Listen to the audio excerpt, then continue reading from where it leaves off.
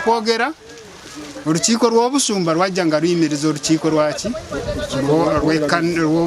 rw'obusumba bagamba urukiiko rw'obusumba mugire muyimiridde kati tugenda myezi kumpi mukaaga ng'ekkanisa teyinaki ng'obusumba tebuyina bukulembeze kati naffe ne tugamba tetuyinza kubeerawo nga tetuyina bukulembeze kyovudde olaba nga tutandise ekkubo lino lye tutandise bishop bw'anaakiwulira bw'aba tatuyambye waliwo siteepu endala egenda mu maaso era naye agirinde tusaba bishop atuyambe amutwale bw'anaagenda n'omubuuliza ajja kgenda ffe tukikakasa naye ye asooka amutwale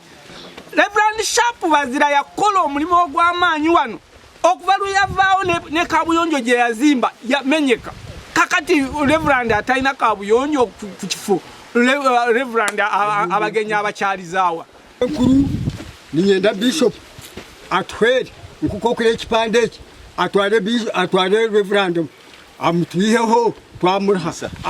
nafiirwa mukodomi wange kubanga nkimanyi nti ekkanisa enyina okusabira ki omuntu afudde naye yansaba emitwalo 10 ne bateeka n'akabbo ku keesi nga basolooza nti yabadde ayagala kusiima kyokka nga bamaze okutwala emitwalo 10 ensonga ey'okubiri abakulisitaayo bonna abamanyi nti bwe baazimba kyaki eno ate abakulisitaayo naye tewali muntu gwe yali akyalidde mu maka ge nti atuukeyo nga Reverend waffe nti abaweeyo essaala agenda ku akawunti y'obusumba n'abbako ssente n'azikozesa kati tukoye bwe tumwogerako yagamba mbu alina abanene mu ofiisi musabadikoni w'eryantonde amumanyi muganda we yazaalibwa naye